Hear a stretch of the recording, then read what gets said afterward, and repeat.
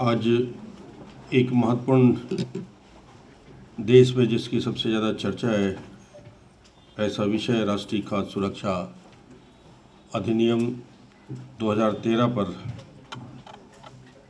आज आयोजित इस चर्चा में, जिसको आयोजन centre for reforms development justice के हमारे सम्मानीय सभी सदस्यों के द्वारा, अध्यक्ष को मैं धन्यवाद दूंगा कि इस संगोष्ठी में मुझे आपने आमंत्रित किया।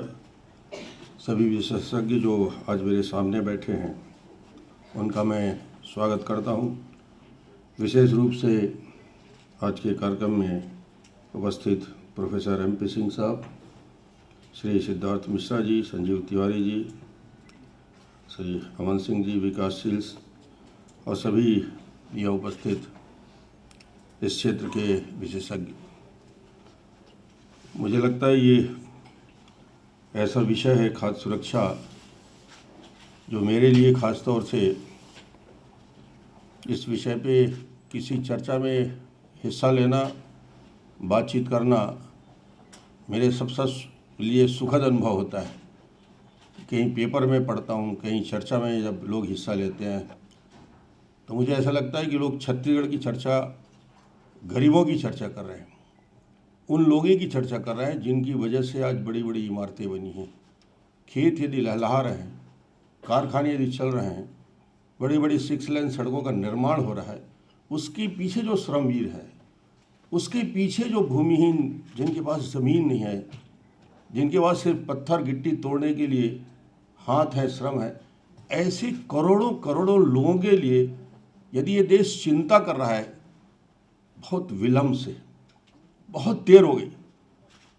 रोटी, कपड़ा, मकान कितनी बार 1947 से लेकर सभी राजनीतिक दलों के पहली पंक्ति में कितनी चिंता, अंदर और बाहर कितने आंसू बहाए गए, और इस चिंता को करते करते कितने लोग दुबले हो गए, कितने लोग पार्लियामेंट में पहुंच गए, कहां कहां पहुंच गए, मगर धरातल पे उतारने का हिम्मत करने में 1947 से 2013 लगा, और वो भी ऑर्डिनेंस के माध्यम से। पार्लियामेंट है, बहस हो रही है। जब कोई बड़ा काम करना है देश में, ये बड़ा काम है, छोटा विषय नहीं है, देश के अंदर इस पर परिवर्तन आएगा तो खुले दिल से, खुले मन से, पीछे दरवाजे से कुछ नहीं हो सकता। आप हर बात को पब्लिक डोमेन में रखें, खुल के चर्चा करें, आलोचना से डरना बंद कर दें, क्योंकि जो आलोचना से डरता है वो एक कदम जीवन में आगे बढ़ नहीं सकता। किस बात का डर है? गरीबों के लिए कर रहे हो आप, BPL परिवार के लिए कर रहे हैं, मजदूरों के लिए कर रहे हैं, जिनके पास 2 टाइम खाने की भोजन की व्यवस्था है, उनके लिए कर रहे हैं। फिर दुनिया में किससे डरना? वही तो भगवान है, वही तो ईश्वर है, वही तो आपको बनाता है मेंबर ऑफ पार्लियामेंट, विधायक कौन बनाता है? उसी के मतदान से तो हम लोग बन के आते हैं, ये कपड़ा पहने उन्हीं की वजह से। फिर किस बात का भाई? मगर उसके बाद भी पीछे से दरवाजे आए तो देर आए दुरुस्त आए, चर्चा से डरे। ये चावल की बहस छत्तीसगढ़ में कब से चल रही है? मैं एक छोटा सा 1857, लोग बोलेंगे कि कहाँ ये 2013 में 1857 में क्यों जा रहे हैं? छत्तीसगढ़ की पृष्ठभूमि है इसलिए जा रहा हूँ। 1857 पूरे देश में एक दौर था क्रांति का, अंग्रेजों के खिलाफ बगावत थी। उस दौर में चावल कहाँ से आ गया? वहीं से चावल की पुकार छत्तीसगढ़ में शुरुआत होती है। सोना खान के जमींदार शहीद वीर नारायण सिंह, 1857-1856 दुनिया जानती है कि सबसे बड़ा अकाल इस पूरे हिंदुस्तान और एशिया में यदि आया था, जिसको बोलते हैं 56, 54, 55 का काल। बुजुर्गों से यदि पूछोगे तो दुबला पतला आदमी देखता है तो बोले 56 के अकाल वाला है, आज भी बोलते हैं, क्योंकि वो 56 का अकाल, 55 का अकाल, 54 का अकाल, बुजुर्ग जो बैठे हैं उनको शायद आज भी उसका जिक्र करते होंगे। वो दौर था हिंदुस्तान में और छत्तीसगढ़ में।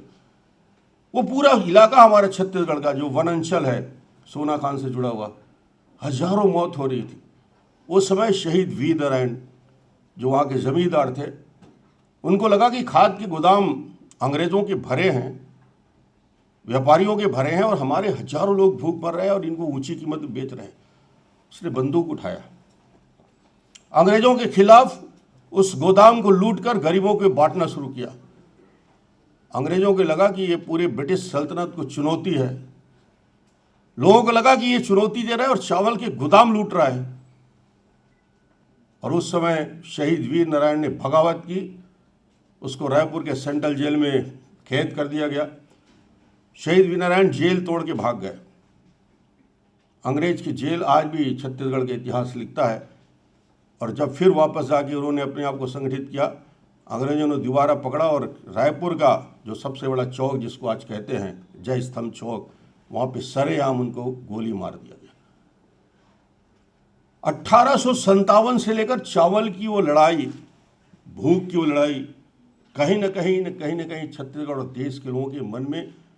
और मैं जब राजनीति शुरू किया तो मुझे लगा कि ये शहीद वीर नारायण की चिंता, आज मुझे अंग्रेजों के सामने कोई लूटने की जरूरत नहीं है, मुझे कहीं गोदाम लूटने की, मुझे कानूनी स्वरूप उसको देने की जरूरत है ताकि हजारों लाखों लोग, तो ये प्रेरणा यदि मिली है इस काम को करने के लिए, तो उस शहादत से और इस पूरे अधिनियम को मैंने शहीद वीर नारायण को समर्पित किया था कि उनकी वजह से छत्तीसगढ़ ने इस कानून को बनाने में पूरी ताकत लगा काम किया और आज हम सफल हुए हैं। इसकी शुरुआत इस पृष्ठभूमि से होती है। 2-3 विषय जो प्रोफेसर साहब बता रहे थे, MP सिंह साहब, जो देश में बड़ा चिंतन होता है, बड़ी चिंता होती है, देश डूब जाएगा, GDP में हमारा इतना बड़ा शेयर चला जाएगा, 1,25,000 करोड़ चला जाएगा, 1,30,000 करोड़। पेट्रोलियम सब्सिडी कितना देते हैं भाई, किसके लिए देते हो? 1,50,000 करोड़ से लेकर 2,000 करोड़ तक। बैंक के खाते कितने डूबते हैं इंडस्ट्री और दूसरे लोगों के? 2,000 अरब हजार करोड़ से ज्यादा क्या? ये 1,25,000 करोड़ इस देश की इकोनॉमी के लिए कोई हिस्सा नहीं।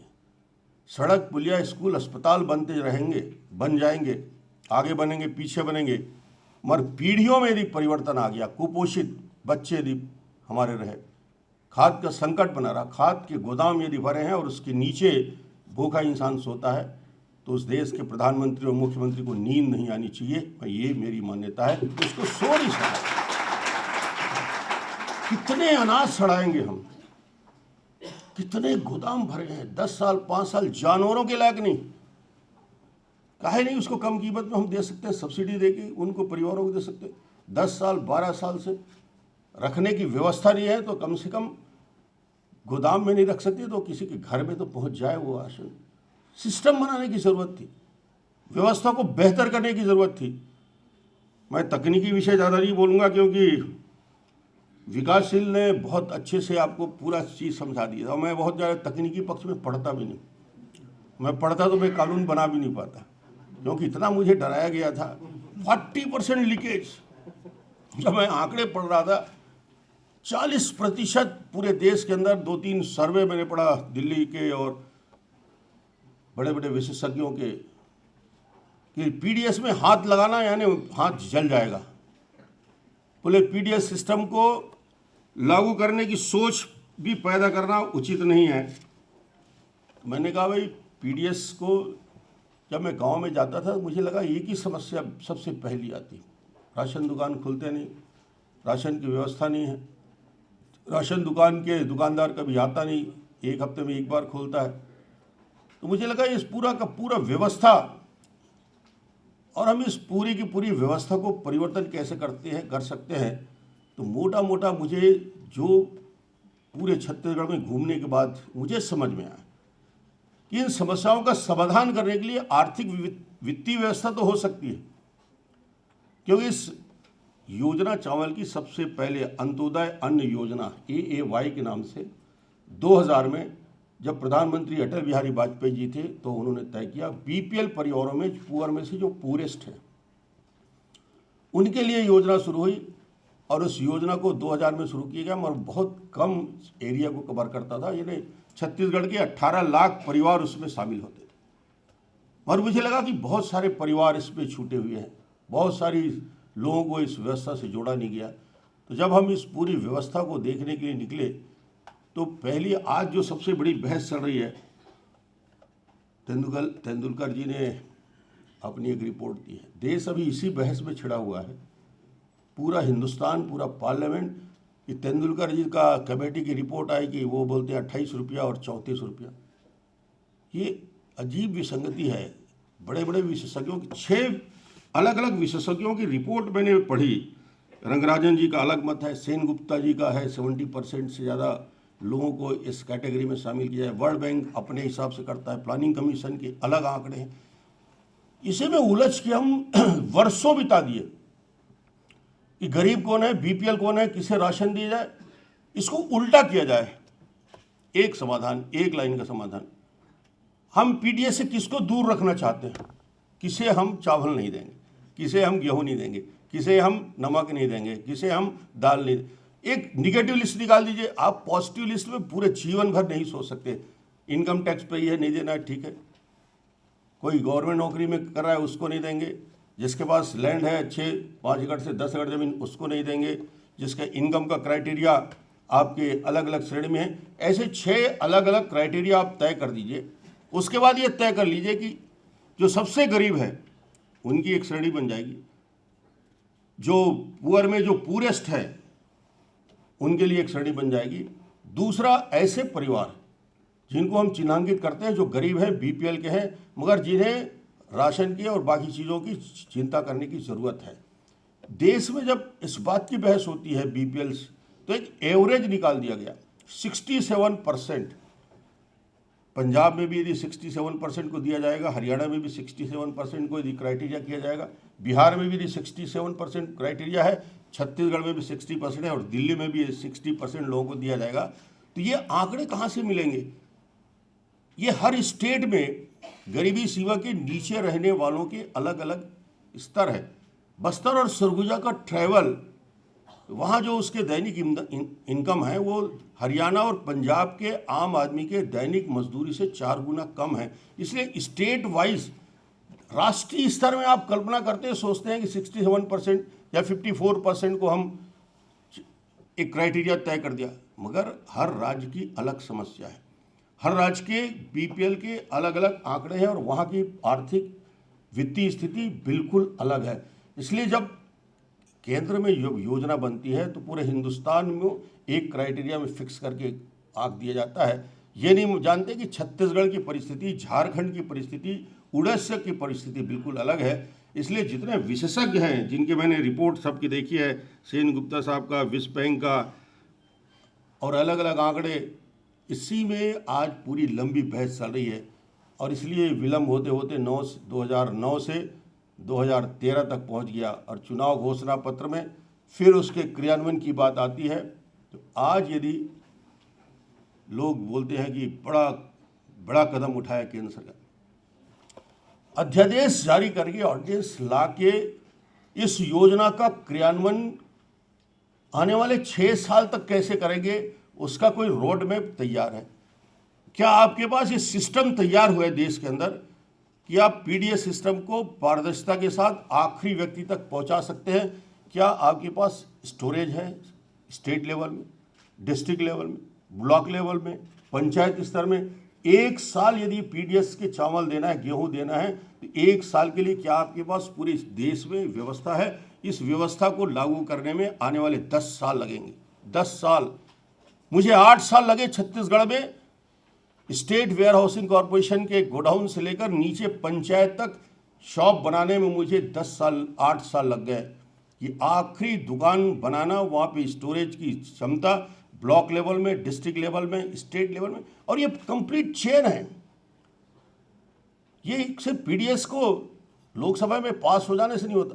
प्रोडक्शन, प्रोक्योरमेंट, डिस्ट्रीब्यूशन, जो विकास ने आपको बताया होगा कि इस चेन को कहीं से ब्रेक नहीं किया जा सकता, तोड़ा नहीं जा सकता। पहले प्रोडक्शन पे पूरी ताकत लगेगी। प्रोडक्शन के लिए बहुत सारे उपाय हैं जो आज मैं उसकी चर्चा नहीं करूंगा। प्रोडक्शन बढ़ाने के साथ साथ प्रोक्योरमेंट का कोई सिस्टम इस हिंदुस्तान के अंदर है नहीं, दुर्भाग्य। कोई गेहूं खरीदने का, चावल खरीदने का, मक्का खरीदने का कोई सिस्टम इस देश के अंदर नहीं है। छत्तीसगढ़ ने इस सिस्टम को लागू किया। आज हम 71 lakh metric ton paddy procure करते हैं 9,000 करोड़ का, और 100% चेक के साथ पेमेंट करते हैं, कोई कैश ट्रांसफर नहीं होता। 1333 सोसाइटी के माध्यम से पूरा का पूरा धान हम खरीदते हैं। 71 lakh metric ton paddy procure करते हैं, सबको चावल बनाते हैं विद इन 100 डेज, और फिर उसको गोदाम में रखते हैं और FCI को देते हैं बाकी हिस्सा, और फिर उसको डिस्ट्रीब्यूशन में लाते हैं।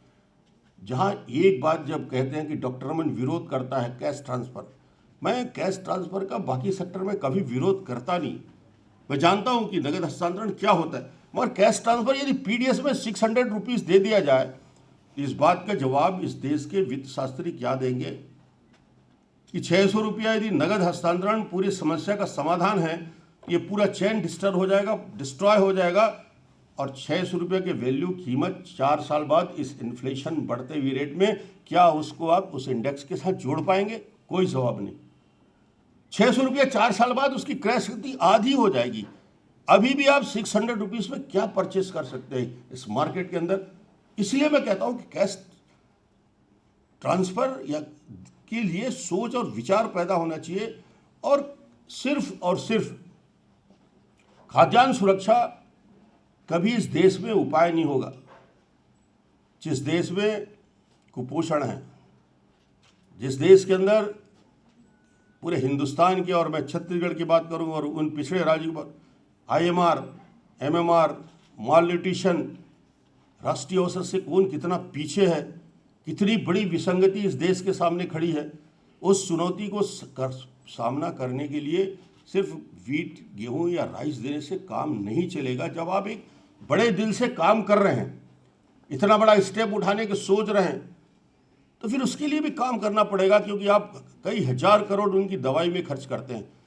खाने को 2 टाइम की चावल नहीं है, दवाई नहीं है, उसको आयरन की टेबलेट और फॉलिक एसिड देने से कोई फर्क नहीं पड़ता। भूखा पेट व्यक्ति को दवाई की जरूरत नहीं पड़ती, वो ऐसे ही मर जाता है। उसके लिए चाहिए प्रोटीन, उसको चने की व्यवस्था चाहिए, दाल की व्यवस्था चाहिए, आयोडाइज साल्ट की व्यवस्था चाहिए, ऑयल चाहिए।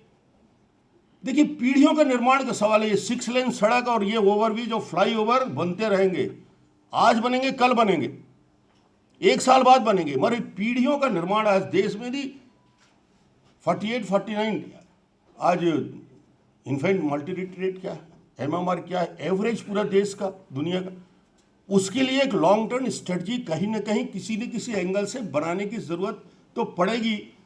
और जब तक ये खाद्यान्न सुरक्षा की बात नहीं होगी और उसके साथ न्यूट्रिशनल आप ऐड नहीं करेंगे, उनको दाल, उनकी चावल और उनको तेल, तो इस बार यदि आता है तो दिल्ली में बहस पार्लियामेंट में इस बात की होनी चाहिए, और होगी शायद, विद्वान लोग हैं हमारे सभी लोग, कि भाई हम इसको ला रहे हैं तो एक साथ बेहतर पैकेज के रूप में उस गरीब व्यक्ति को लगे तो सरकार उसके लिए कुछ सोचती है, सिर्फ वोट नहीं लेती, सरकार उसके लिए कुछ काम करती है, व्यवस्था में परिवर्तन आ रहा है। तो इस काम को यदि लोकसभा के अंदर यदि बड़ी लंबी बहस होगी, इन सारी बातों को जोड़ने का काम और प्रयास आज से शुरू करना चाहिए। कुछ विषय जो छत्तीसगढ़ को लेकर कि हमने PDS सिस्टम को स्टडी किया, देखा, इसको लागू करने के लिए बात किया, क्या क्या दिक्कतें आई, और उस दिक्कतों में इस सफलता हासिल करने में इस 6 साल में 7 साल में हमने 2012 में बिल लाया, मगर हमारे यहाँ 4 साल से हम पूरे PDS सिस्टम का 100% क्रियान्वयन प्रैक्टिकली कर रहे हैं ज़मीन पे। करने के बाद फिर हमने कानून बनाया, आज यहाँ कानून बन रहा है, इसका क्रियान्वयन में 6 साल लगेंगे। हमने 6 साल मेहनत किया, फील्ड में काम किया और देखा कि प्रैक्टिकली हम ये कर सकते हैं, फिर उसको हमने कानून का हिस्सा बना दिया और कानून का रूप दे दिया। और मैं बताऊंगा आपको डिफरेंस छत्तीसगढ़ और इनमें फ़र्क क्या है। मगर जो रिफॉर्म हमने किए, PDS का एक बेसिक प्रिंसिपल था कि दुकानें जितनी थी छत्तीसगढ़ में, अभी विकास ने बताया होगा, मैं बहुत जल्दी इसको बताऊंगा, प्राइवेट सेक्टर के सारे दुकान हमने ख़त्म किए, डी प्राइवेटाइजेशन। लोग बोलते हैं अब युग आ गया है प्राइवेटाइजेशन का, मगर इस पर उल्टा जाना पड़ेगा गया हमने सारे दुकानें निरस्त कर दिया, कोर्ट में लड़े, लीगल रिफॉर्म हुआ, हाई कोर्ट से सारे के सारे मामले निरस्त कर दिए गए। अब हमारे पास वो तो सेल्फ हेल्प ग्रुप या तो राशन दुकान चल रही है, वन समितियाँ चला रही, महिलाओं का बड़ा ग्रुप लगा है, पूरी पंचायतें लगी हुई हैं। इन सब ने मिला के एक जवाबदेही, एक पारदर्शिता हुआ और सारे आंकड़ों को हमने पब्लिक डोमेन में डाल दिया। जिस गांव में जितने लोग, जिस पंचायत में जितने लोग पीडीएस में लेने वाले हैं, वो दीवार पे लिखा है, पंचायत की दीवारों में बोर्ड लगा दिया कि ये 200 आदमी हैं जिनको 2 रुपये किलो, 1 रुपये किलो चावल 7 तारीख को मिलेगा या नहीं मिलेगा। उसके बाद यदि नहीं मिलता तो कलेक्टर को फ़ोन करेगा, और कलेक्टर यदि नहीं सुनता, 1 हफ्ते के अंदर जवाब नहीं देता, तो कलेक्टर के ऊपर कार्रवाई की जा सकती है। तो एक हमने कानूनी रूप उसको पहनाया, एक जवाबदेही तय हुई कि कोई ना कोई तो जवाबदार होगा उस पर। लीगल रिफॉर्म का मतलब यही कि उसको एक अधिकार, और इसको हमने कानूनी अधिकार दिया। इस पर करीब करीब आउटरीच हमने बढ़ाया, दुकानें कम थी, 8,400 दुकानें थी। मुझे लगा कि हमारे 10,400 पंचायत है तो हमने उसके शॉप की संख्या बढ़ा दी। अब 10,500 से ऊपर हमारी दुकानें हो गई, और उस दुकानों के बढ़ने के बाद हमने पंचायत की जवाबदेही तय की, पंचायत के लोगों को जोड़ा, पंचायत के पंच सरपंचों से बात की, और सब ने मिलकर ग्राम सभा में उस सूची को अनुमोदित किया जिसको चावल मिलना है। और ग्राम सभा में सबसे बड़ी ताकत ग्राम सभा की होती है। पंचायत में जब ग्राम सभा होता है तो पूरे गांव के लोग इकट्ठे होते हैं और वहाँ नाम लेके पढ़ा जाता है, फिर उसमें कोई दिक्कत नहीं होती कि कोई बोगस है, कोई गलत है। ग्राम सभा में अनुमोदन के बाद पूरा लिस्ट, कोई बोगस है तो उसका नाम निकल जाता है। तीसरा जो करप्शन का जो मतलब, जो 40% लीकेजेस की बात करते हैं ना, उसका तीसरा रीजन है उसका आर्थिक पहलू। फाइनेंशियल वायबिलिटी कैसे होगा? 8 रुपया प्रति क्विंटल, उसे 1 क्विंटल का 8 रुपया यदि कमीशन मिलता है तो कभी जीवन में राशन दुकान नहीं चला सकता। हमने वो उसको बढ़ा के 30 रुपया किया, और 30 रुपये से बढ़ा के 45 रुपया कर दिया। जब 45 रुपीज़ पर क्विंटल मिलने लगा तो दुकानदार को लगा कि हाँ, मुझे अब 8 रुपये नहीं मिल रहा है तो मुझे बेचने की ज़रूरत नहीं है, क्योंकि मुझे पर क्विंटल 45 रुपीज़ कमीशन मिलने लगा। ये परिवर्तन हमने इस 5 साल के अंदर किया, 8 से 45। ये और बढ़ेगा, ये इन्फ्लेशन के साथ बढ़ता जाता है, हमारा भी बोझ बढ़ता जाता है, मगर इसकी चिंता नहीं है, कम से कम चावल हर व्यक्ति को पहुंचे। दूसरा, उस सेल्फ हेल्प ग्रुप की ताकत नहीं थी कि वो राइस और वीट और नमक उठा सके। उसको 75,000 इंटरेस्ट फ्री लोन दे दिया, 75,000 रुपया रखो तुम, और जब तक धंधा करते रहो, इसको लौटाने की जरूरत नहीं है, और इसको परचेस करो, लाओ और फिर बेचो, फिर जमा करो। तो 75,000 का इसमें करीब करीब बजट में हमने प्रावधान किया 40 करोड़ का, और उसको हमने सीधा सपोर्ट किया। तीसरा हमने किया 1 मंथ एडवांस लिफ्टिंग, 1 महीने का फ्री अनाज उनको दे दिया। आप आइए, अनाज ले जाइए, अगले महीने आप पेमेंट करिए, और 1 महीने का उसको पूरा समय मिलता है 30 डेज़ का, कि वो बिना पैसे के वो सेल्फ हेल्प ग्रुप की महिला आती है और उस राशन को उठा के फिर अगले महीने ले जाके उस पेमेंट को करती है। उससे बेहतर ये हुआ कि ये जितने मामले थे कमीशन बढ़ाने से और इसके बढ़ाने से, ये एक बेहतर सिस्टम हुआ, और प्रॉफिट जो दुकान का पहले 700 रुपया था, अब करीब करीब बढ़ के 7,000 8,000 रुपया महीने का वो कमाने लगा है। तो अब उसकी दिक्कत खत्म हो गई कि आर्थिक रूप से वो कैसे बेहतर कर सकता है। और तीसरा, ऑपरेशनल ट्रांसपेरेंसी। और सबसे बड़ा जो लीकेज होता है, वेयर हाउस से दुकान ट्रक में रखा, प्राइवेट जो ट्रक का मालिक है वो कभी राशन दुकान में चावल ले जाता नहीं, सीधा राइस मिल में ले जाता है, पूरा के पूरा बेच देता है।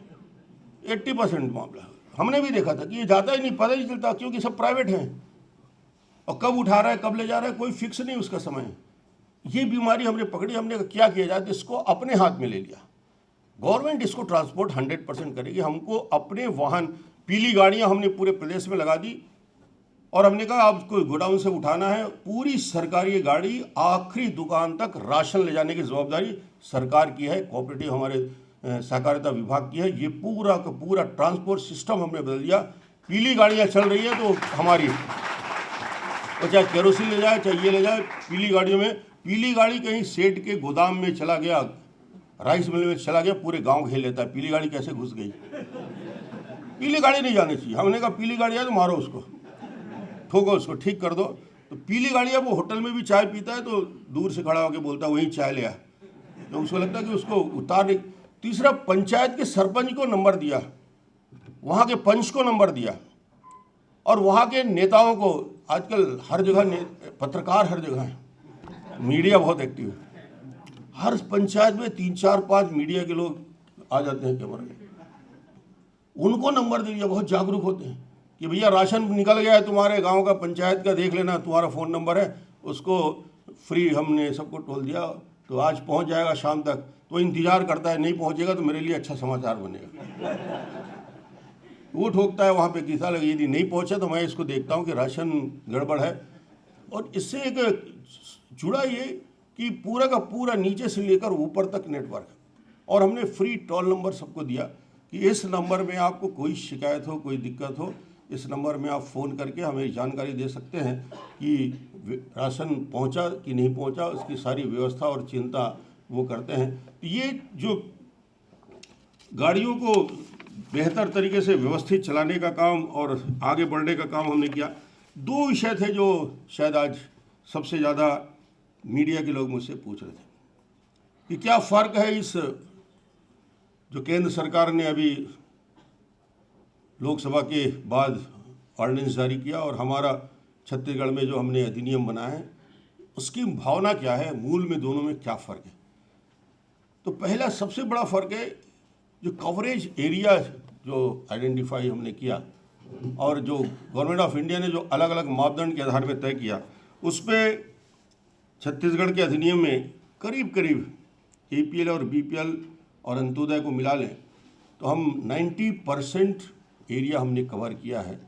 और गवर्नमेंट ऑफ इंडिया का जो अधिनियम है उसमें 65% का कवरेज है। तो ये फ़र्क है कि हमारा बड़े स्केल में, लार्ज स्केल में हमने बड़े हिस्से को कवर किया है। कुछ APL को भी कवर किया है, BPL किया है और अंत्योदय फैमिली को किया है, जिसको हम APL के बाद जो दूसरा ग्रुप है टारगेटेड ग्रुप, जिसके बारे में भी बताया होगा, तो 90% हमने पॉपुलेशन को कवर किया। ये हमारी एक, और उसके साथ ही साथ मैंने जैसे बताया कि हम सिर्फ खाद्यान्न सुरक्षा नहीं, हमने नमक की व्यवस्था की। आयोडाइज साल्ट 2 kg साल्ट हम हर परिवार को देते हैं, हर परिवार को देते हैं। बस्तर में और सरगुजा में जहाँ ट्रैवल हमारे ब्लॉक हैं, चना हम उनको ले जाके देते हैं जो 40 रुपये 45 रुपये किलो मिलता है, 5 रुपये किलो के हिसाब से 2 किलो चना हर महीने देते हैं। शहरों में हम 2 किलो दाल देते हैं 10 रुपये के हिसाब से। तो नमक, चना और 35 किलो राइस हम हर महीने उनको ले जाके पहुंचाते हैं। 42 लाख हमारे राशन लेने वाले लोग पूरे छत्तीसगढ़ के उपभोक्ता हैं। आश्चर्य करेंगे, 42 लाख में से 42 लोगों की शिकायत नहीं आती, 42 शिकायत नहीं होती, कोई कंप्लेंट दर्ज नहीं होता। और पूरे लोग आके देखे, करीब करीब 9 राज्य के वहाँ के फूड मिनिस्टर आके देख चुके हैं कि क्या हमने सिस्टम बनाया, क्या किया, क्या नहीं किया। सुप्रीम कोर्ट ने तारीफ की, सुप्रीम कोर्ट ने कहा कि इसका क्रियान्वयन बाकी राज्यों में होना चाहिए और बेहतर तरीके से। ये हमारे लिए बहुत अच्छी बात है। अमित सेन जी जैसे लोग बोलते हैं और बड़े बड़े जो चिंतक हैं, बड़े बड़े जो देश के बारे में सोचते हैं, जो उन्होंने छत्तीसगढ़ घूमा है, देखा है, उनकी तारीफ होती है। पर हमारा एक दूरस्थ जंगल का एरिया है। मुझे जो सबसे ज़्यादा खुशी, इतने बड़े बड़े लोग जब छत्तीसगढ़ की तारीफ करते हैं तो अच्छा लगता है कि कम से कम एक इस योजना के क्रियान्वयन में देश चिंतित है और देश चाहता है कि पूरे हिंदुस्तान में इसको लागू किया जाए और छत्तीसगढ़ मॉडल को। और मुझे सबसे ज़्यादा खुशी इनको देखकर तो लगता है, जो भी उत्साहित करता है, मगर मैं जब दूरस्थ अंचल के जंगल में अपने अभियान में निकलता हूँ, जनसंपर्क में निकलता हूँ, तो मेरी पहचान या मेरी आइडेंटिटी यदि बनी है और आज तक जीवन का सबसे अच्छा अगर मुझे संतोष यदि किसी से होता है, एक जंगल में बैठे हुए बुजुर्ग वनवासी से मैंने पूछा कि बोले चावल की योजना चल रही है, कैसा है? बने हैं महाराज, यानी अच्छा है। तो मैंने कहा कौन चावल देता है, कौन है, कौन योजना को क्रियान्वयन कर रहा है? वो न मुख्यमंत्री को जानता, न डॉक्टर रमन को जानता, न सरकार को जानता। उसने कहा चावल वाले बाबा देते महाराज। एक मेरा जीवन का इससे बड़ा कमेंट मैंने कहा मैं पा गया। 10 साल मुख्यमंत्री, 5 साल दिल्ली में मंत्री रहा, मगर इससे ज़्यादा संतुष्टि मुझे नहीं हो सकी। मैंने उसने सब कुछ कह दिया, मेरे आंख से आंसू निकल गए कि कोई इस भाव से सोचता है। हम लोग तो राजनीति के क्षेत्र में काम करने वाले लोग हैं, दुनिया भर की बातें लोग करते रहे, इधर बात करते हैं, पर एक गरीब व्यक्ति जंगल में बैठा हुआ, उसके मन में यदि ये जागृत होता है, तो यदि देश का यदि खाद्यान्न सुरक्षा अधिनियम आ जाए तो ये बाबा लोगों को भला हो जाएगा जो बैठे हुए हैं। अरे कुछ तो करो भाई, कुछ तो करो। कब तक 1947 से 2013 और 1857 के उस शहीद वीरनारायण की शहादत से लेकर 2013 तक इंतजार कर रहा है, और शहीद नारायण, वीर नारायण पैदा करने का इंतजार तो नहीं कर रहा है देश। कब आएगा ये कानून? इसमें सोच का और समझ का विषय नहीं।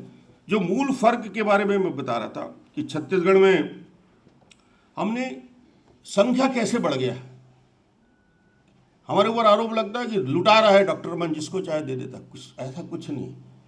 हम बहुत सोच समझ के विचार करके, बहुत छोटा राज्य है, छोटी हमारी आर्थिक स्थिति है, वित्तीय हमारी स्थिति हम जानते हैं, हम सरकार चला रहे हैं, उद्योग पर है, नया रायपुर का निर्माण किया हमने, देश में पहली बार एक प्रयोग किया पीपीपी मॉडल में, और इतना बड़ा सफल प्रयोग। देखिए, इच्छा शक्ति हो तो काम होता है। रेलवे के लिए मैंने 3, 4 बार, 5 बार रेलवे मिनिस्टर से बात किया। हमारे छत्तीसगढ़ में पिछले 10 साल से 1 किलोमीटर रेलवे नहीं दिया गया जोड़ा। बोले पैसा नहीं है बजट में। सिंगल जो हमारे ट्रैक थे उसको डबल करने के लिए पैसा नहीं, नए रेलवे स्टेशन बनाने के लिए पैसा नहीं। तो मैंने कहा आप पैसा मत दीजिए, चलिए आप नीतिगत हमें सपोर्ट करिए। हम एक प्रपोजल लेके गए, डीपीआर लेके गए, टोटल हमने 3000 करोड़ का रेलवे कॉरिडोर बनाने का, जो हमारे इंडस्ट्रियल हमारे एरिया थे, जो हमारे इंडस्ट्री और माइंस थे, और बड़ा पॉपुलेशन है जहाँ रेलवे नहीं है, तो 3-4 हज़ार करोड़ का प्रोजेक्ट लेके मैं रेलवे मंत्री जी से मिलने गया। उनके चेयरमैन बैठे थे, बोले बजट निकल चुका है, अब हम एक पैसा नहीं दे सकते। मैंने कहा आपसे पैसा नहीं ले रहे हैं, आप इस प्रपोजल को पढ़िए एक बार कृपा करके। चेयरमैन को उसकी कॉपी दी, चेयरमैन ने देखा उस प्रपोजल को, और हमने कहा इतना अच्छा मॉडल है, स्टेट ज़मीन दे रहा है, रेलवे को निर्माण करना है। दूसरा जो इंडस्ट्री है SECL, south east coal field यानी कोल इंडिया, और दूसरे इंडस्ट्री है जिसमें फाइनेंस करने के लिए तैयार हैं। ये तीनों मिलकर यदि इस प्रोग्राम को बनाते हैं तो ये फर्स्ट फेज में बिना पैसा खर्चा किए गवर्नमेंट ऑफ इंडिया का सिर्फ एक सैद्धांतिक सहमति मिल जाए। रेलवे ने कहा हम तैयार हैं, सेल ने कहा हम तैयार हैं, स्टेट की तरफ से हमारी जवाबदारी थी। और उस DPR को जो हमने स्टेट से बना के ले गए थे 6 महीने मेहनत करके, आप आश्चर्य करेंगे 15 दिन के अंदर रेलवे के चेयरमैन ने उसमें मंजूरी दे दी। 20 दिन के बाद उसमें MOU हो गया, और बजट में प्रावधान हो के 3000 करोड़ का काम हमने शुरू कर दिया। रेलवे कॉरिडोर का काम 3000 करोड़ का शुरू हो गया। ऐसे 10 प्रोजेक्ट, 50 प्रोजेक्ट जिस देश में आ सकते। पैसे की कमी नहीं है, इच्छा शक्ति नहीं, सोच ही नहीं है। आप कितने प्रोजेक्ट ला सकते हैं, कितनी बड़ी बड़ी योजनाओं को, कोई FDI की जरूरत नहीं है। हिंदुस्तान के अंदर इतना पैसा है, बेहतर तरीके से क्रियान्वयन और नीतिगत निर्णय और फैसले लेने की जरूरत है। अर्थव्यवस्था में जब तक उछाल नहीं आएगा, ये इंफ्रास्ट्रक्चर प्रोजेक्ट को जब तक आप पूरी ताकत के साथ पंप नहीं करेंगे, सड़कों का जाल बिछाने का काम, रेलवे का जाल बिछाने का काम, चाइना डेवलपमेंट बोल रहे विकास कर रहा है, उसका GDP हमसे दुगना हो गया। क्यों नहीं होगा उनका GDP हमसे दुगना? उन्होंने पूरी शक्ति झोंक दी रेलवे और सड़क के निर्माण में। जहाँ जहाँ सड़कें बनती है विकास चलता है, रेलवे जहाँ जहाँ बनती है डेवलपमेंट वहाँ चलता है। अटल बिहारी वाजपेयी जी ने, NDA के सरकार के लोग बोलते हैं कि क्या हुआ, अरे इतना बड़ा प्रोजेक्ट की शुरुआत 50 साल के बाद, south north east west corridor, golden quadrilateral, 50,000 crore की लागत का पहली बार हिंदुस्तान के अंदर प्रधानमंत्री ग्रामीण सड़क योजना की शुरुआत हुई। गांव में यदि सड़क बना है तो अटल बिहारी वाजपेयी जी ने उस योजना को साकार किया था। पैसा नहीं था उस समय, बहस चलती थी कि ये सेंट्रल सब्जेक्ट है, स्टेट का नहीं है गांव में सड़क बनाना। अटल जी ने कहा ये कोई सब्जेक्ट नहीं होता, सड़क हमें बनाना है। और फिर उन्होंने सेस किया, और सेस में 50,000 करोड़ किया। आज हिंदुस्तान के 40,000 गाँव सड़क से जुड़ गए। सोच और विचार में एक बार में पूरे हिंदुस्तान की उस योजनाओं का कायाकल्प किया जा सकता है, हो सकता है, अभी भी होगा। जो कुछ नहीं कर रहे वो चले जाएंगे, चिंता करने का आपको जरूरत नहीं है। दुखी मत होइए, बिल्कुल दुखी मत होइए। ये देश जिंदा रहेगा। इस देश को कोई ऐसे लोग जो कुछ दिन अभी हैं तो हैं, पर वक्त के मार में युवा जाग गया, खड़ा हो गया। अब इनको बहुत दिन तक बर्दाश्त नहीं करेगा। जो 10 साल से 8 साल से वही चल रहा है। सारी इंडस्ट्री बैठ गई, सारा देश बैठ गया, इकोनॉमी बैठ गया, इन्फ्लेशन कहाँ से कहाँ पहुँच गया। आदमी बाजार जाने से डरने लगा है, डीजल और पेट्रोल डलाने से डरने लगा है। मेरा एक मित्र है, उसने कहा गाड़ी तुम्हारी कहाँ है? बोले कितना पेट्रोल कीमती है, उसी में मैंने पेट्रोल डला के माचिस लगा दिया, कितना चलाऊंगा गाड़ी। ये क्या देखा है इस 6, 7, 8 सालों में देश ने, कहाँ से कहाँ पहुँचे थे। और उसके बाद बोलते पैसे की कमी है तो गरीबों के लिए। इसको लागू करने में सबसे ज्यादा पैसे की कमी है। बाकी दुनिया में हर जगह पैसे हो सकते हैं। कॉमनवेल्थ गेम में हजारों 80,000 करोड़ का हिसाब नहीं मिला, उसमें पैसे की कमी नहीं हो सकती। पैसे कहां जाएगा भाई? देश के 40-50 हजार करोड़ गरीबों के लिए कार्य योजना बनाने में कहां की दिक्कत और कहां की समस्या है? सारा समाधान इस देश में है, इस मिट्टी में है। मेरा छत्तीसगढ़ करीब करीब 1,36,000 स्क्वायर किलोमीटर का एरिया। अमीर धरती के गरीब लोग ये नारे लगते हैं हमारे यहाँ। अरे काहे को अमीर धरती और काहे को गरीब लोग? नीतियों की वजह से हम आज 60 साल की उस पीड़ा को झोंकते हुए छत्तीसगढ़ में 45% बीपीएल लोग परिवार है। आज छत्तीसगढ़ की जीडीपी कैसे तेजी के साथ बढ़ रहा है। हिंदुस्तान के फास्टेस्ट ग्रोइंग इकोनॉमी में हम 2 राज्यों में हम कैसे पहुंच गए इस 8 और 10 साल में? क्रियान्वयन की ताकत नहीं, निर्णय लेने की ताकत नहीं, इसलिए इतना पिछड़ापन, पॉलिसी पैरालिसिस, पूरा कोलैप्स यदि हो रहा है नीतियों की वजह से हो रहा है। और आज हम 10 साल में हमने दिखाया कि जो काम नहीं हो सकता था उसको किया। और पीडीए से नहीं किया, हमने एक नया रायपुर, नया कैपिटल बना के दिखाया छत्तीसगढ़ में कि यदि इच्छा शक्ति हो तो चंडीगढ़ के बाद 21st सेंचुरी का सबसे बेहतर यदि कैपिटल बन सकता है तो रायपुर में बन के तैयार हो चुका है। 8,000 हेक्टेयर का, 8,000 एकड़ का नया राजधानी बन के तैयार हो गया, फंक्शनल, बढ़िया सड़कें, 6 lane, underground sewage system, electricity underground, कोई चीज़ ऊपर आपको नहीं दिखता। 300 एकड़ का जंगल सफारी, बहुत बढ़िया हाउसिंग सेक्टर में हमने करीब करीब 17 सेक्टर को ओपन किया। ये सब एक साथ चलता है, पैरेलल चलता है। कोई एक ही काम में पैसा लगा दिया और इसमें हमने सब कुछ झोंक दिया, नहीं। ये सब काम पैरेलल चल सकते। देश में लोग बोलते हैं कि छत्तीसगढ़ पिछड़ा है। मैं कहा भैया दिल्ली वाले बताओ, per capita power consumption Delhi का कितना है, हरियाणा का कितना है, पंजाब का कितना है? प्रति व्यक्ति बिजली की खपत जितनी आपकी है उससे दुगना बिजली मेरा छत्तीसगढ़ का एक आम आदमी करता है। 1540 यूनिट प्रति per capita power consumption Chhattisgarh का है, 1450 यूनिट। नेशनल एवरेज है 660 यूनिट। हम कहाँ से पिछड़े हैं? आप पिछड़े हो। आपके पास संसाधन नहीं है, देश के पास हमने पैदा किया। एक व्यक्ति आपसे दुगना बिजली खपत कर रहा है और ये आने वाले समय में हमारा जो प्रोडक्शन है करीब करीब 30 से 40 हजार एडिशनल मेगावाट पावर जनरेशन हम करने जा रहे हैं। स्टील का प्रोडक्शन, सीमेंट का प्रोडक्शन, एल्युमिनियम का प्रोडक्शन, पावर का प्रोडक्शन। देश में जितना स्टील पैदा होता है, जितना सीमेंट पैदा होता है, जितना एल्युमिनियम पैदा होता है, उसका 1/4 अकेला छत्तीसगढ़ पैदा करता है। 1/4, 2% का पॉपुलेशन 1/4 हम करते हैं।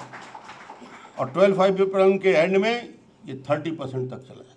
ये पैरेलल ग्रोथ है। सिर्फ एक सब्जेक्ट को लेकर नहीं कि हमने इस सिस्टम को, हमने पूरे के पूरे इस देश छत्तीसगढ़ की इकोनॉमी को कैसे हम मजबूत करें। मैं बता रहा था आपको कि हम पीडीएस में हमारे नाम कैसे ज़्यादा जुड़ गए। जो हमारे बोलते हैं कि कवरेज एरिया ज़्यादा है। हमने पलायन करने वाले मजदूरों की संख्या कम की। हमने छत्तीसगढ़ के उन सारे परिवारों को जोड़ा जो निराश्रित हैं, विधवाओं को, विकलांग को, बंधक मजदूर जो बाहर चले जाते हैं उनके नाम पे इस पे जोड़े। ऐसे सारे मजदूरों के नाम आप आश्चर्य करेंगे जिनके पास जमीन नहीं है। छत्तीसगढ़ के वो सारे मजदूर, लैंडलेस जितने भी किसान हैं, अधिया में खेती करने वाले, 100% उनके नाम हमने जोड़ दिए। कोई चिंता करने की जरूरत नहीं।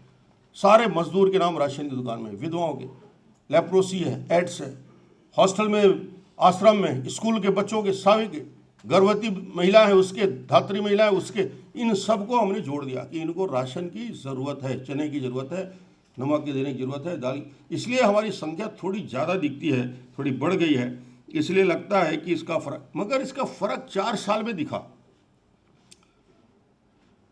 हम बहुत बड़ी बड़ी बातें करते हैं, मिलेनियम डेवलपमेंट गोल्स, ये हमारे बड़े बड़े टारगेट हैं, इस टारगेट को अचीव करना है। पूरे देश में इतनी बड़ी बहस इस पर चलती है, बड़े बड़े इंटेलेक्चुअल घंटों बात करते हैं। बात करने से क्या होगा?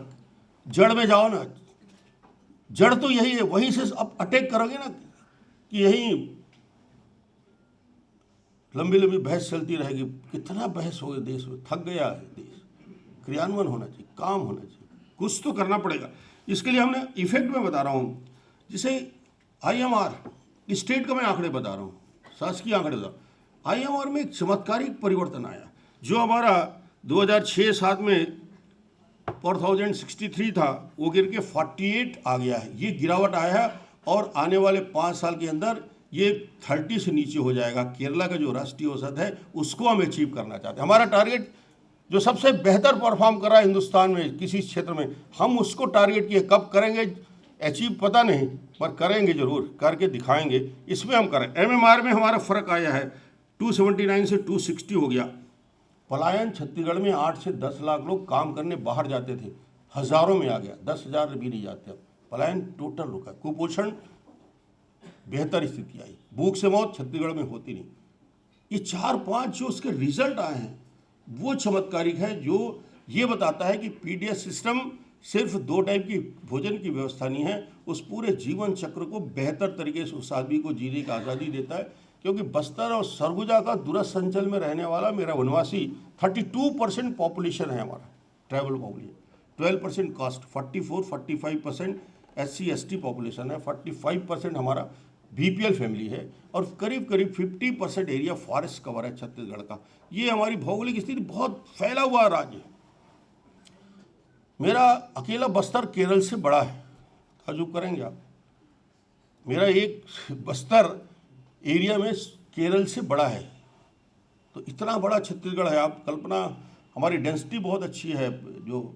तो ये छत्तीसगढ़ की कुछ अच्छाइयाँ भी हैं और कुछ बुराइयाँ भी हैं। कुछ लोग डॉक्टर रमन को देखते हैं तो सीधा नक्सली पहला प्रश्न करते हैं, जय मैं नक्सली हो गया हूँ, पहला प्रश्न ही करता है, क्या हो गया, ये हो गया। बस्तर जैसे क्षेत्र में जो 6 राज्यों से घिरा है, 40,000 स्क्वायर किलोमीटर में पूरी डिफिकल्ट टेरेन है। 4 राज्यों की पुलिस वीरप्पन को ढूंढने में 40,000 फोर्स 8 साल तक जंगल में घूमती रही। एक वीरप्पन, 40,000 फोर्स, 8 साल की मेहनत, एक वीरप्पन मारा गया। मेरे यहाँ हजारों हैं, उससे ज़्यादा डिफिकल्ट टेरेन है। यहाँ से तो बहुत अच्छा लगता है लंबी लंबी दाढ़ी में लंबी लंबी बात करने वाले लोगों को। मैं संत जी को नहीं बोल रहा हूँ,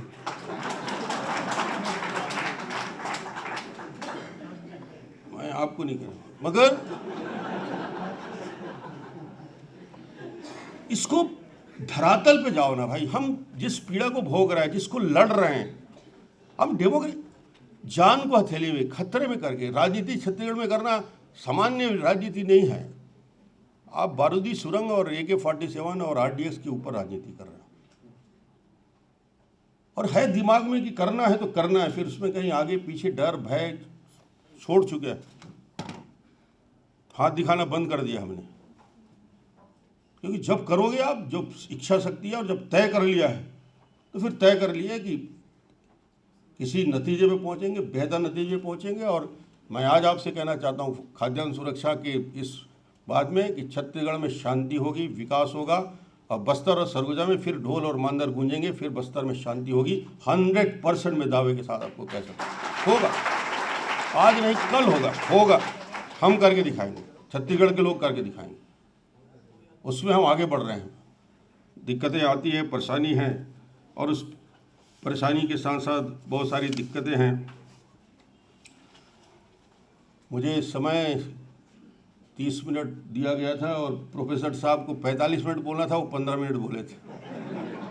मैं तिवारी जी से बोल रहा था कैसा अनुभव हुआ आज 15 मिनट में, क्योंकि इतने सीनियर और इतने जानकार, इतनी स्टडी, इतना अनुभव, मेरे जैसा आदमी उनके सामने बोल रहा है तो जैसे कॉलेज का, स्कूल का बच्चा अपने टीचर के सामने कोई बात कर रहा है ना, तो मेरी भूमिका वही है आज कि मैं इतने विशेषज्ञों के सामने छत्तीसगढ़ की बात बड़ी बड़ी, मैं ना अर्थशास्त्री हूँ ना मैं, मुझे बहुत ज़्यादा इसकी समझ कुछ है नहीं। जो कुछ अनुभव प्रैक्टिकल हम लोग के आए, जो और हमारी अच्छी टीम पूरे छत्तीसगढ़ में है, उसका बेहतर क्रियान्वयन करके हमने इस स्टेज पे लाया है। और मुझे लगता है कि राज्य सरकार और केंद्र सरकार के बीच में जो हमारी भूमिका है, उस भूमिका को हम बेहतर तरीके से करना चाहेंगे। एक पीडीएस का नेक्स्ट जनरेशन, पीडीएस का बेहतर रूप जो अभी इस 1 साल में हमने लाया है, जिसको मैं बता के अपनी बात करूँगा, वो है कोर पीडीएस। कोर पीडीएस सामान्य पीडीएस सिस्टम को हमने आगे बढ़ा के शहरों में रायपुर, दुर्ग, भिलाई में शुरू किया है। अब पीडीएस सिस्टम को जो उपभोक्ता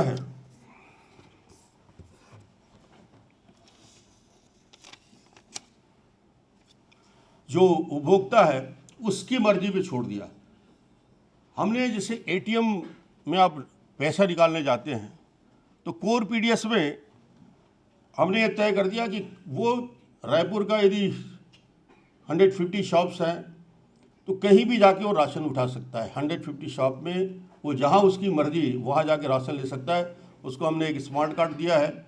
जैसे एटीएम में आप 200 रुपये निकालना है तो 200 रुपये निकाल सकते हैं, तो वो कहीं भी जाके 150 शॉप में अपना राशन ले सकता है। और उसका नाम भी हमने दिया है मेरी मर्जी।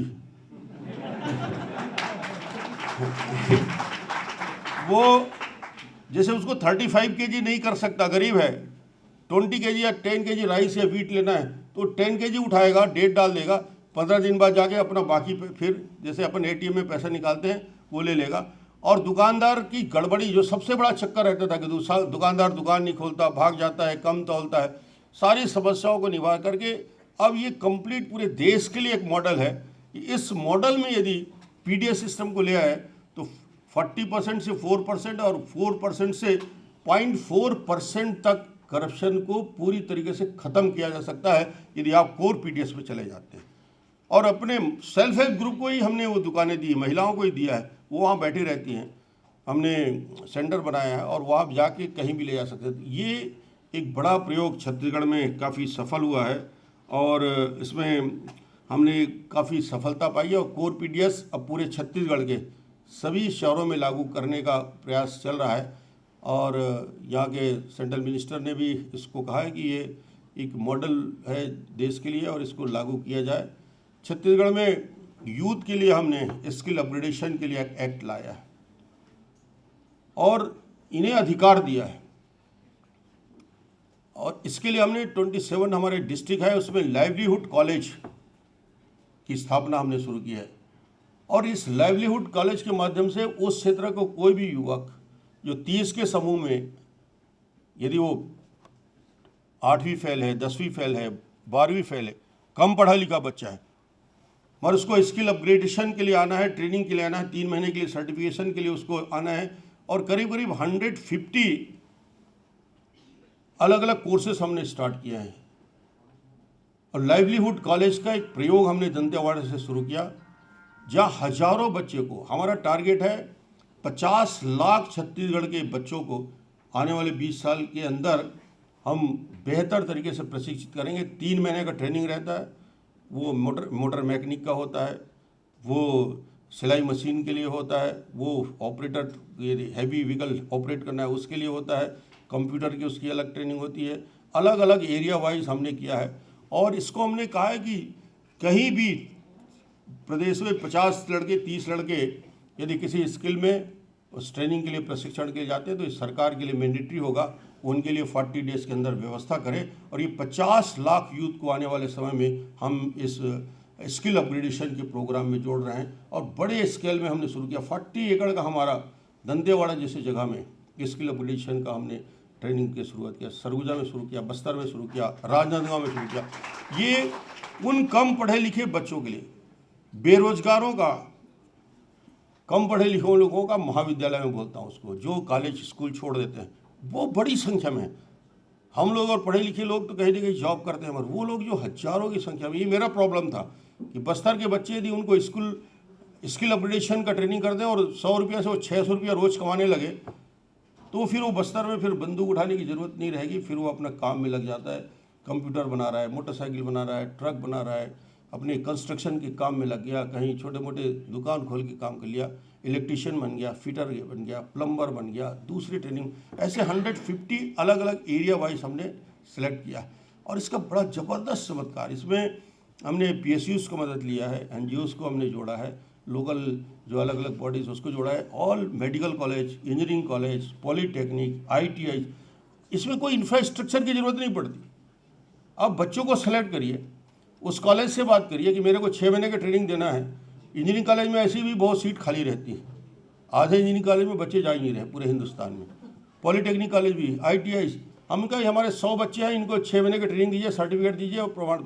ये पूरे बच्चे एक बार में आप सेलेक्ट करिए 10,000 बच्चों को, और अलग अलग इंस्टीट्यूट में 3 मंथ 6 मंथ एक पैकेज और एक प्रोग्राम बना के उनको जोड़ दीजिए। और एक कांस्टेंट चलता है, 365 दिन चलता है, 2 बैच में 3 बैच में चलता है। इसमें पूरे छत्तीसगढ़, पूरे हिंदुस्तान के बच्चों को आप बेहतर तरीके से जॉब में जोड़ सकते हैं। और ये सारे संस्थाएं हमारे साथ जुड़ गए हैं क्योंकि उन्हें हम पेमेंट करते हैं। तो ऐसे बहुत सारे छोटे छोटे काम की शुरुआत हमने PDS के साथ साथ, रोजगार के साथ, और बाकी विषयों में मैं आज बोलना उचित नहीं समझता क्योंकि आप लोग 11 बजे से PDS सुनते सुनते चावल की खुशबू आ गई, मगर कभी तक पता नहीं लंच किया कि नहीं। मुझे लगता है मैं जब चल रहा था तो अमन बोला कि आज क्या खाना है, तो मैं कहा आज सिर्फ चावल खाऊंगा। मैं क्यों, राइस की बात होगी। छत्तीसगढ़ में चावल के सिवाय हमारा चावल, छत्तीसगढ़ एक अद्भुत राज्य है। वहाँ लंच भी चावल का, डिनर भी चावल का, और सवेरे जब ब्रेकफास्ट करते हैं तो बासी खाते हैं हम लोग।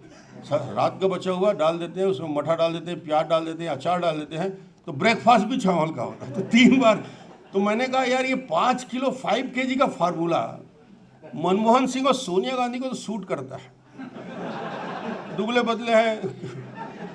अब ये कटोरी और चम्मच में खाते हैं। दाल क्या करते हैं, ये कटोरी में चावल ले लिए, उसी में दाल डाल दिए और उसी में खा के पेट भर जाता है। तो 5 kg उनके लिए तो ठीक है। मैं कहा कृपा करके छत्तीसगढ़ वालों जो 3 टाइम राइस खाते हैं उनको तो 7 kg करो महाराज। ये बहुत फर्क है, ये सोच का फर्क है। दिल्ली में बैठ के दंतेवाड़ा को नहीं सोचा जा सकता, बिल्कुल नहीं सोचा जा सकता। योजना बनाने वाले यहाँ बैठ के बड़ी बड़ी बातें तो करते हैं, मगर मैदान में उतर के आके देखें, धरातल की सच्चाई को जाने, तो फिर हमारी बात से सहमत हो जाएंगे। इसमें ना राजनीति है, ना वोट है, ना कुछ है। जनता जब तक चाहेगी, देखिए आप कुछ भी कर लो, जनता सबसे ज़्यादा समझदार है, होशियार है, उनको आप नहीं बना सकते। वो दंतेवाड़ा, बीजापुर, कोंटा, कुटरू, जहाँ बारूदी सुरंग है, मुझे बोलते हैं कि डॉक्टर वन मैनेज करता है बोट।